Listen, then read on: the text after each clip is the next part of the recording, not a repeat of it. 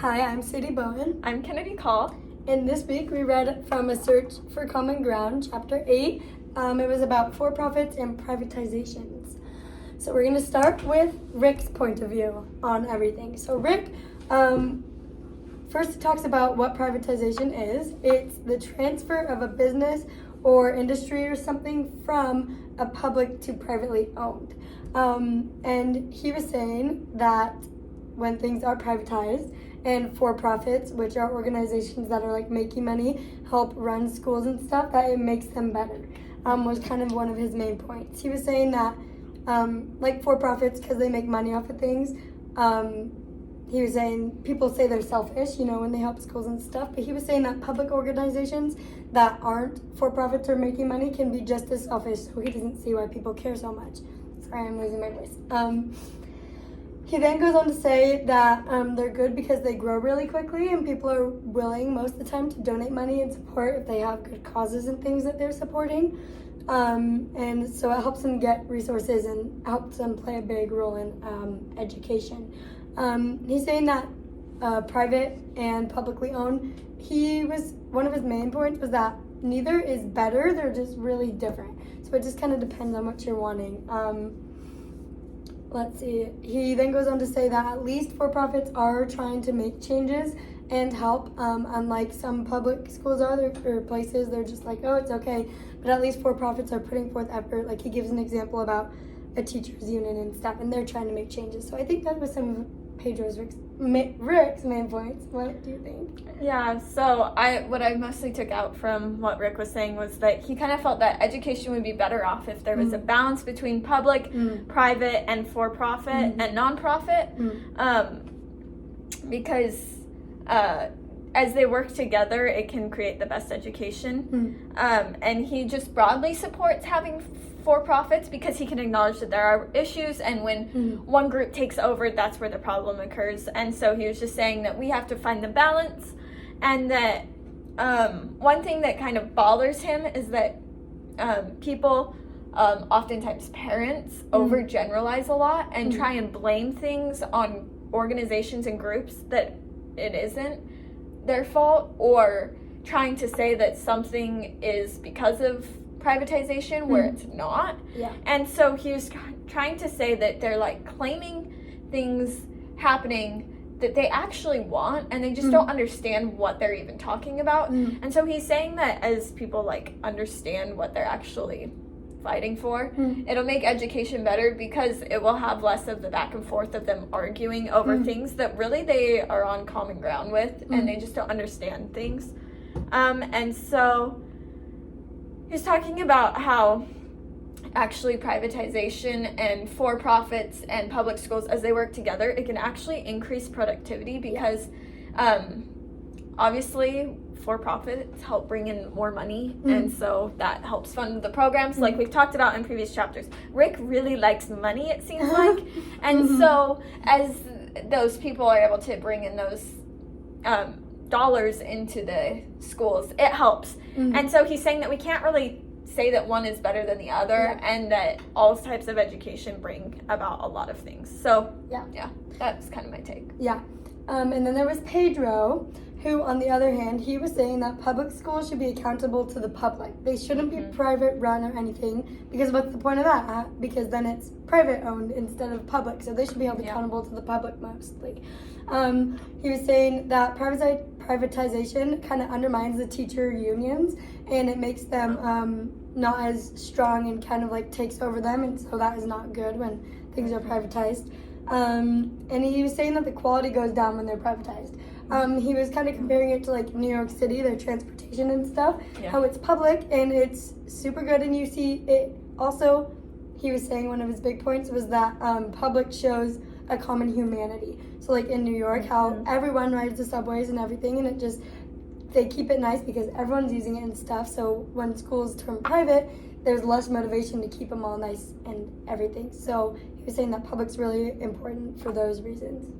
Yeah, he was very skeptical that public funds should be used in the private sector. And so he's saying if we take public funds like taxes used for schooling and put those into things that are becoming more and more private, is that really how we should be using the money, because we have less say in what it's being used for. And so he just really opposes the privatization of public education and just really, really wants it to stay public. Like you're saying, he really focused on that analogy about the subway systems and just how we use those public transportation and public parks and public everything. And why can't our schools be like that as well? Yeah. And so he also talks about, okay, so sometimes things are going to go private. Sometimes schools will go private, and we can't stop that, but we need to look at the conditions behind that and what's happening, and try and make sure that everybody's just being fair and trying to understand that there are certain boundaries that can't be crossed. Yeah. So he's just really saying that we need to fix the system, because if we don't fix our current system, it will fail, because it is actually falling apart. And he is like, we have to do something about it. So we have to figure out, okay, what are the boundaries? How are we going to fix it? Totally. So, Yeah. So I think that was the main point of it. So next, for the praxis. This one was a little bit tricky again, because it's kind of hard to talk about this and how we'll help our classrooms, we both kind of felt. But we'll try our best. Mostly, I think as teachers, whether our schools are privately owned or publicly owned, we need to make sure that we're just not letting the quality go down in our classrooms or in the school in general. I think we need to make sure we're doing all that we can as teachers to make sure our kids, regardless of how the school is owned, that they're getting the best education they can, that we're teaching them to the best of our abilities, and not getting lazy or anything depending on how the school is run, I think was one of my main takeaways about private and public schooling. I also think I'm just going to make sure to teach my students as well to make sure they're keeping the classrooms nice and everything, and trying their best to have pride in their school, regardless of whether it's public or privately owned, and make sure to keep it just nice and teach them to just support the school and everything, however it is. And finally, I just want to make sure my students have pride in their school and know that both are fine, publicly and privately owned schools, and that they don't need to worry too much about it, honestly. So funny, I basically have very similar points. Okay. Like you were saying, it's kind of tricky when we're talking about really the school systems itself and money wise, because the money affects the kids, but it doesn't actively affect what we are saying to the kids, right? We're not going to be teaching them about for-profits, right? And so just like what you were saying, obviously, I guess as educators, that affects our salary, right? And so as educators, we need to make sure that we are still putting in all the effort, no matter what our salary is, because at the end of the day, we need to teach the children, and our students deserve so much. And so as an educator, I just want to make sure that I can put in everything I can into helping my kids and teaching them to the best of my abilities, and coming up with what resources I can with what I'm given, whether that's public, private, however it's funded. And so I just think that that's something that we can really focus on, is on how we let it affect us as educators, because how we teach is what's ultimately going to affect our students. All the systems affect our kids in so many ways, indirectly and directly. And so, but I think a lot of it is that we can do something about that in our classrooms, and how we change what we're doing to help them. So also, I just was thinking about how, just like you were saying, we can emphasize how important it is to be part of a school community and to keep that community nice. And obviously that's like a social studies topic, easy in an elementary classroom, where you talk about how we have these public places and we all get to participate. Isn't it awesome? We're all in school together and we can all learn together and grow together, and talk about that and say, because we have these things, we need to be able to keep them nice, and here's some ways that we can keep them nice together. And so I just think having conversations like that will help our kids understand that no matter what, we can have an effect in our environments, and that we can keep our communities nice. And so that was kind of my praxis, I guess. Those are good takeaways.